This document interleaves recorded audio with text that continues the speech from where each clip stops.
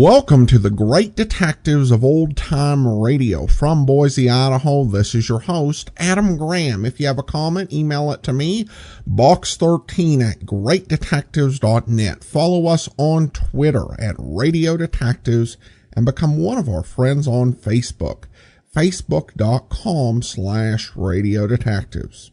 Those who know me would never really consider me much of an athlete. And I don't have great speed. My style of movement and walking has been described as lumbering. However, for the third time in the past 5 years, I'll be taking part in an effort to do 4 half marathons over the course of 5 weeks. That's 52.4 miles. Now, why am I doing that? It's to help out HIV/AIDS orphans in India. In general, these kids tend to face a really bleak future. But through 52.4, the organization that I'm raising funds through for this race, they are provided food, medicine, education, and hope for the future. It's a great cause and well worth all the effort that will go into the training and actual running of the races. You can support them and help sponsor me as I go the 52.4 miles to raise money for 52.4 at 524.greatdetectives.net. That's 524.greatdetectives.net. Well, now it's time for today's episode of Nick Carter, as we play another previously uncirculated episode. The original air date, December 17th, 1944, and this one is Strands of Murder.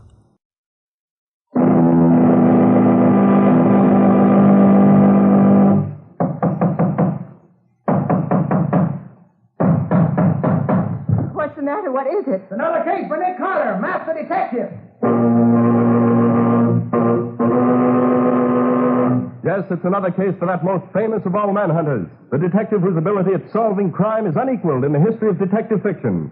Nick Carter, Master Detective.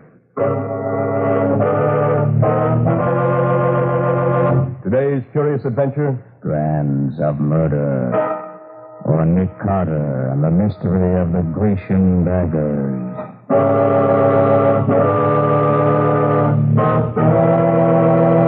And now for today's mysterious adventure with Nick Carter.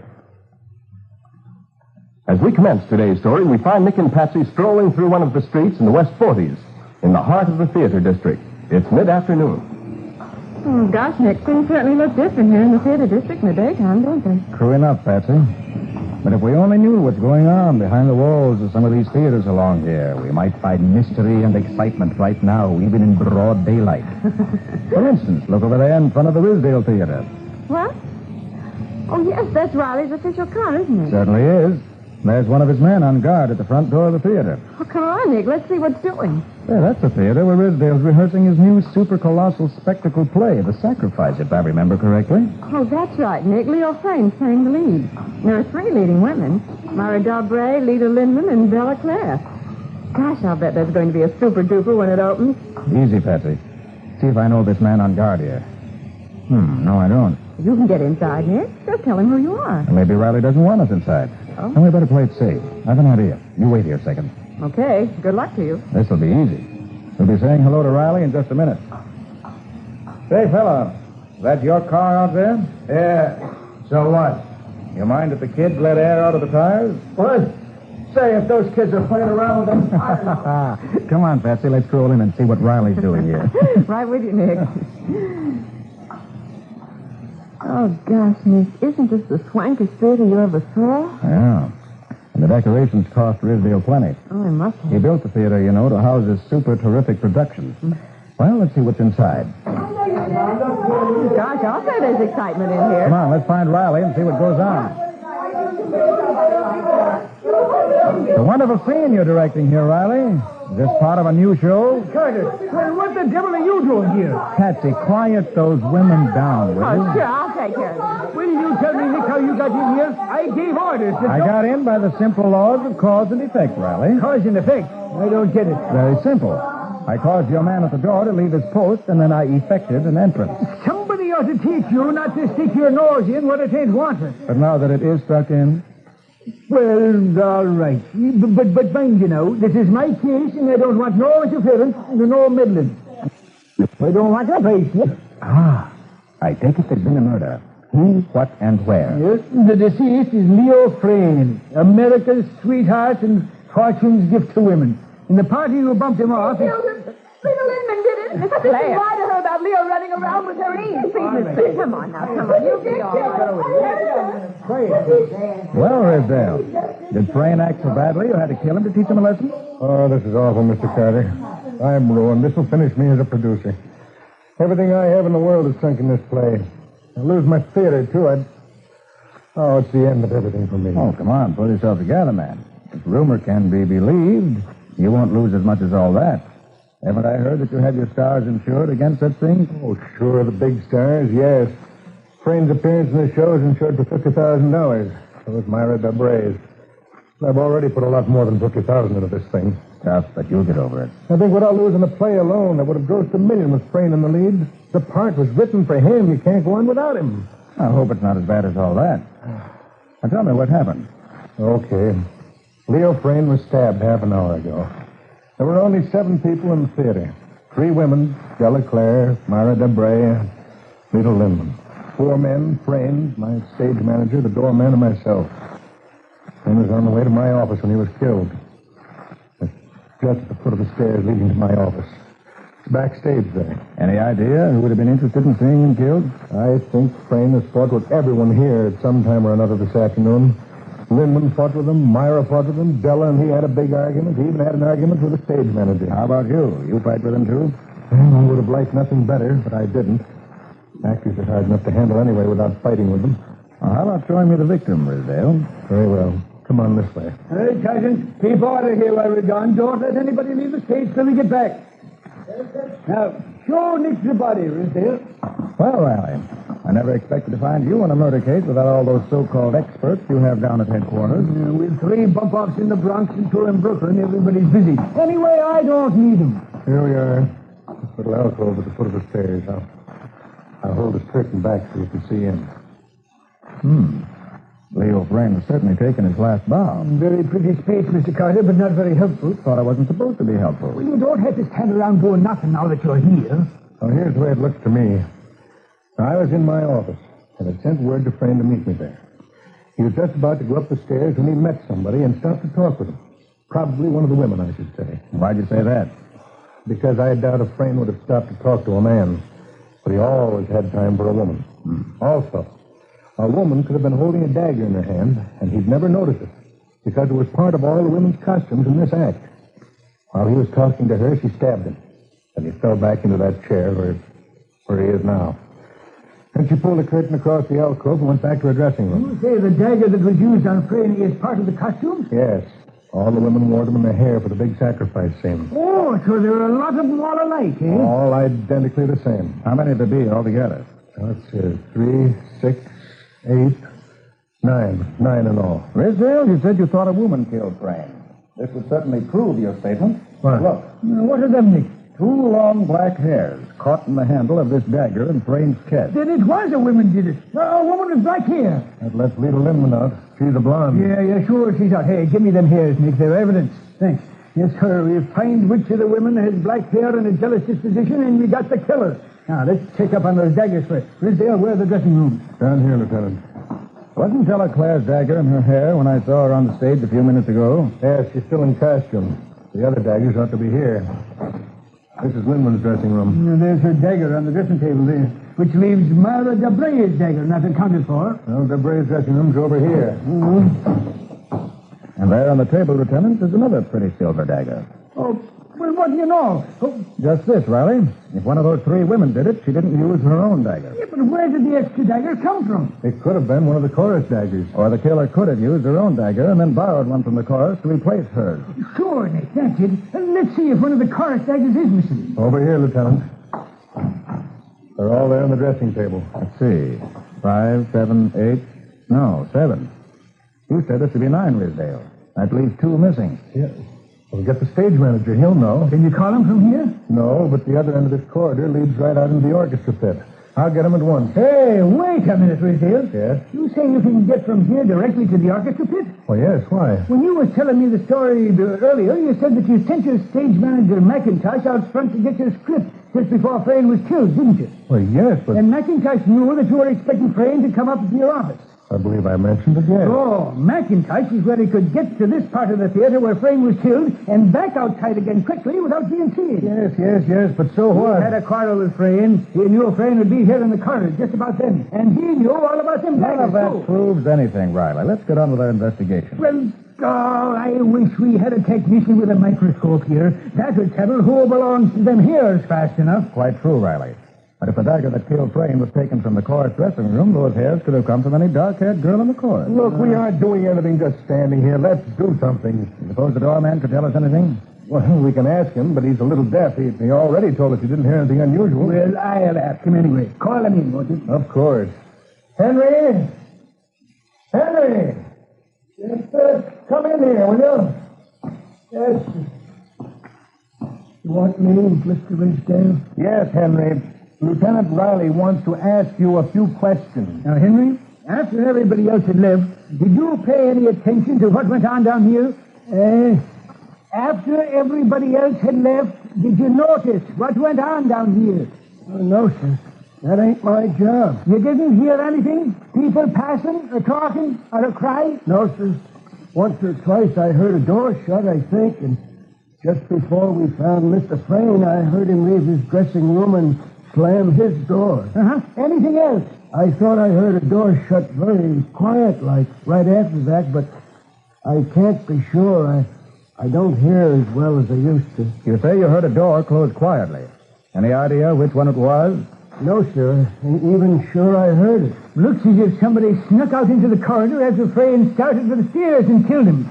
Maybe they planned it, but maybe they just saw they was alone and done it. Oh, I don't like this. We're getting nowhere fast. Does it feel hot in here? Am I just... Rizdale. What's the matter? Where'd you get that handkerchief you're using? This handkerchief? Yes. Whose is it? Why, it's mine. Why? Because there's blood on it. Fresh blood stains.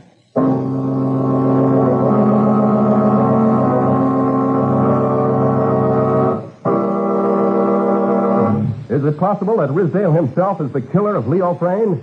Or is this some new and unexpected twist of the chase? We'll see in just a moment.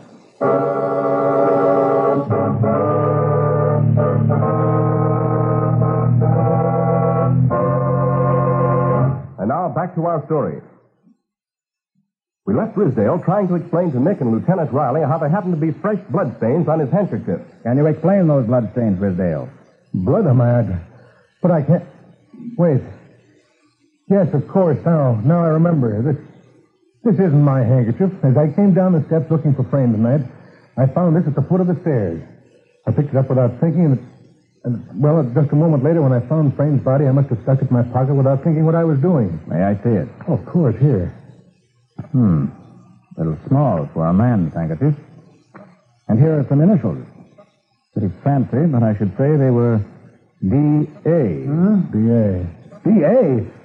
Debray. Has Miss Debray got black hair, Rizdale? Yes, she has. That settles it. She wrapped this around the handle of the dagger to keep the blood off her hands and to keep her fingerprints off the handle. Well, this handkerchief and them black hairs we found in the dagger will send her right to the chair. If the hairs are hers, Riley. And don't forget how easy it'll be for anyone to pick up a lost handkerchief and use it for a false clue. Now, look here, Nick Carter. Will you stop trying to tell me how to run my own business? I'm just trying to point out to you, Riley, that if those hairs didn't come from Miss Debray's head, you're right back where you started, handkerchief and all. Oh, all right. Then what do we do now? Well, it isn't any of my business, but I have an idea that might work. Well, let's have it by all means. Suppose whoever left this handkerchief near the body didn't do it intentionally. Suppose they just dropped it without noticing it. Now, nobody but us knows it's been found, but whoever lost it is bound to think about it when the excitement dies down a little. Then she'll get scared and maybe look for it. Suppose we give her the chance to find it. How do you mean, give her a chance? Well, like this. We put the handkerchief right back where I found it, only hidden a little more. Then we'll send the three women back to their dressing room. Then we give them a chance to sneak out. It'd be an interesting experiment, Riley, even if it doesn't prove anything. Okay, we'll try it. But where can we hide somebody to watch? There's a vacant men's dressing room just down the hall here. Suppose I put Henry here on guard in there. There's a phone there. He can phone us as soon as he sees anybody come out. We'll be in my office. Okay. You got that, Henry? Yeah, sure. Sure, I can do it. Now, Henry, you can sit right here. We'll leave the door open a crack, and as soon as you see one of them leaving your dressing room, call me at once. Yeah, I got it, Mr. Risdale. I'll watch real good. Now, let's get those women down here.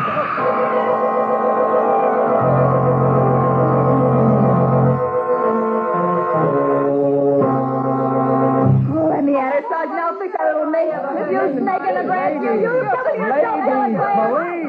Ladies, how can a poor detective think if you make so much noise? Now, Patsy, what's the trouble? Well, Nick, everything was peaceful enough when suddenly Della jumped up and came over here and started yelling at Miss Lindman. And she started yelling back, and a minute there was a swell fight going on. Didn't I say I wanted no noise here? Well, I meant it. I don't want a sound out of any of you. Now go back to your dressing rooms and stay there and be quiet. And don't stir out of them until I say you can. Mr. Bray, Yes, Mr. Carter? were things around here this afternoon really as bad as Risdale says they were? Yes, Mr. Carter, every bit. Even I lost my temper once. Crane was especially unpopular all afternoon today. Why, he even quarreled with McIntosh, who generally never takes the trouble to quarrel with anyone. That McIntosh over there? Oh, yes. He's an ugly little man, but I guess he's all right. How did Crane take all the argument that was going on? Well, it was making him jumpy. He was talking of quitting the show, and Risdale had to lay down the law to all the rest of us to soothe him. But I'd better go on back to my dressing room before the lieutenant gets mad. Well, before you go, Mr. Bray, may I borrow your handkerchief just a moment? Well, I don't seem to have it. I must have left it in my dressing room. I'm sorry. Come on, let's get up to Risdale's office and see what happens. If anything. We don't expect this will produce much in the way of results. Well, come on anyway. Even you could be wrong, you know.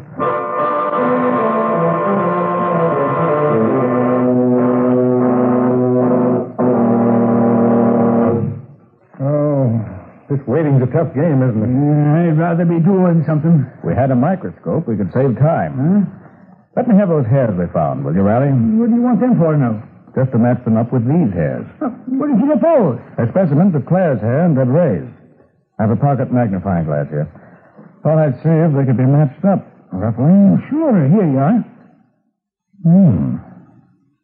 Yes.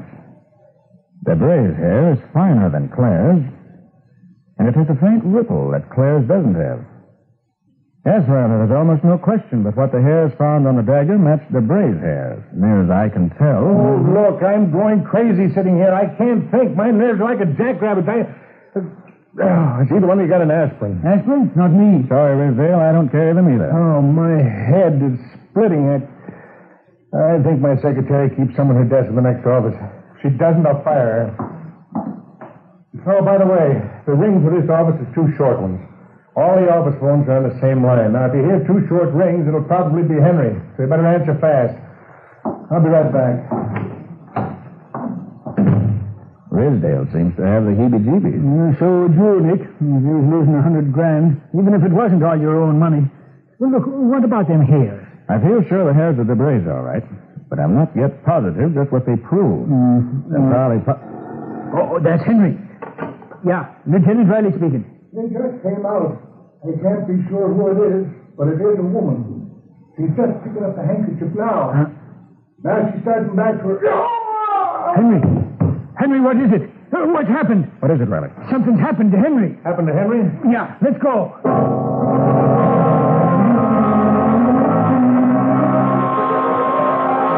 Well, this door wasn't locked when I left it. It was open so Henry could see who was going down the corridor with a handkerchief.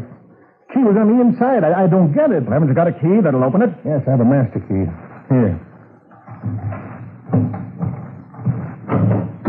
Henry. Nick, look. Another one of them daggers. Yes. Right in the middle of his back. He's dead, all right. She must have seen him looking out or heard him talking to me. She pushed the door open and stabbed him before he could turn around. It's gone.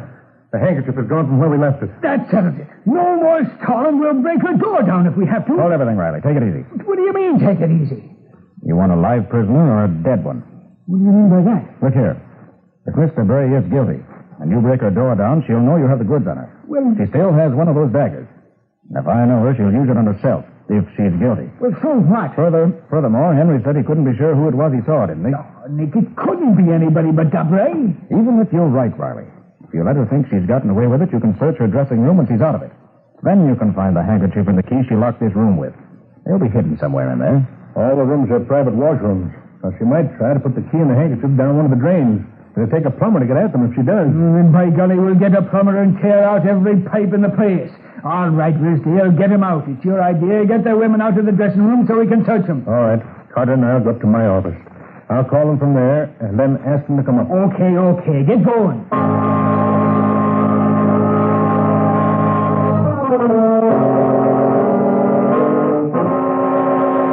How much longer do we have to wait here, Mr. Carter? It won't be long now. We just wanted to get all three of you out of the way while Lieutenant Riley digs up the evidence that'll send somebody to the electric chair. The chair? Did you know that human hair can be identified just the same as fingerprints can? And just as exactly? Well, I didn't. Nor I. I can recall reading that recently. Why? Whose hair have you found, Mr. Carter? I'd rather not divulge that. Got him, Nick. The key and the handkerchief. They was both in the drain pipe caught in the first trap. Which room did you find them in? Mr. Brave, how do you explain this handkerchief and key which we found in your dressing room? Let me see that handkerchief. Yeah. Why, I can't explain it, Lieutenant. It's not my handkerchief. But not yours. No, it's mine, Lieutenant. I thought so. Yours, Miss Clear. Yes. Well, it's a very elaborate monogram. Hardly anybody could read it, but it is D.C. It does look something like my monogram. D''A. Except that my monogram is very plain and simple. Here. Well, I'll bet you killed him anyway. You... Hold on, Riley. Where did you find that key and handkerchief? In Myra DeBray's dressing room. Right. And since Mr. Bray wouldn't have put it in there in her own dressing room, and Della Clare couldn't have, and since McIntosh wasn't on the scene at all when Henry was murdered, the only other possible person who could have killed both Frayne and Henry is... Ah, you mean Nita Lindman? No, Riley. I mean Mark Rizdale.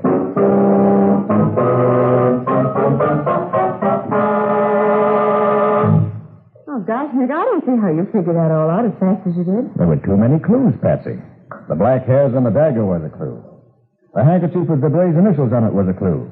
But both together were just a little too pat. Oh. Nobody leaves several incriminating clues around. Bothered me until I found that it wasn't DeBray's handkerchief. Then everything fell right into place. What do you mean, everything? Well, Rizdale had a flop on his hands, and he knew it. Uh-huh. He was broke. He was going to lose his theater. But the appearance of Frayne and DeBray was insured for $50,000 each. That is, Rizdale got $50,000 if either Frayne or DeBray did not appear in the show for any reason except voluntary withdrawal. So, if he could kill Frayne and hang the killing on Myra DeBray, he could collect $100,000 cash. And that would put him on his feet again. Oh, I see. So he sent everybody home, except the 7 who had to be there. Then he went to his office, sent for Frayne, and then laid in wait for him at the foot of the stairs, having arranged that no one else should be around at the time. And after killing him, he went back to his office and waited until the body was found. And he planted the handkerchief there, thinking it was Myra DeBray. That's it. It was easy enough for him to plant the hairs on the dagger. But how did he kill Henry? You were all there together, weren't you? And he was clever enough to make it look so. He planted Henry in the vacant dressing room, and we all started upstairs. He'd probably have invented some excuse to stay behind, but Lindman started screaming just then, and we all rushed up on stage. That's right. Well, that gave Rizdale a couple of minutes to slip back into the corridor, stab old Henry, lock the door, plant the key and handkerchief in the drain in DeBray's room, and then join us in the office. But, Nick, you heard old Henry speaking when Riley answered the phone, didn't you? No, Patsy, I didn't. I heard Rizdale impersonating Henry. Oh, I get You it. recall he slipped into the next office to get some aspirin? Well, he used the house phone in there, called his own office, impersonated Henry. Remember, he used to be an actor years ago, and then faked the blow in the fall. It was almost a beautiful alibi. And if he hadn't mistaken Bella's handkerchief for Myra's, he might have gotten away with it. Yes, Patsy. And that was a fatal error. Either the handkerchief or the hairs of the dagger would have been excellent proof. But he was so anxious to be sure DeBray was the goat that he planted too much. He wove too many strands to his web, and one of them tripped him up.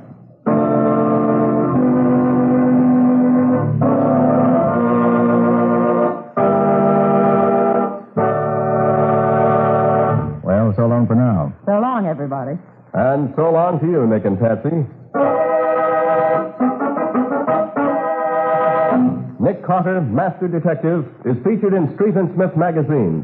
Lon Clark is starred as Nick, with Helen Choate as Patsy. Original music is played by Lou White, and the programs are written and directed by Jock McGregor. Nick Carter, Master Detective, is presented at this time and over these same stations each week by the three great Linex home brighteners. This is Mutual.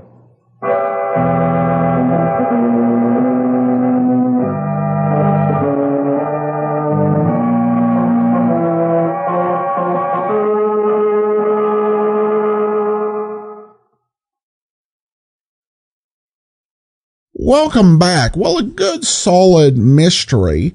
One thing I noticed on this particular episode, and I think really stood out, is just how strong the organ music is on this series. And I think it stood out maybe just because so much of the other portions of the program, in terms of commercials and teasers for other episodes that were part of Nick Carter at this time in its history, were missing. But you do see just this really strong use of organ music. You know, it's the very stereotypical use of the organ to kind of key dramatic moments.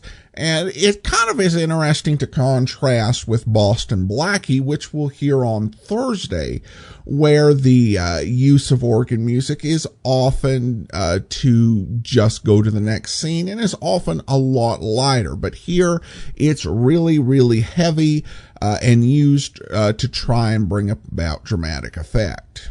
I also have to point out one of those, unusual coincidences that we have, where we have two straight cases where a dagger is the murder weapon. And, knife is one thing, but a dagger specifically, that's a really unique setup. We'll see if Rocky Jordan continues that dagger streak tomorrow.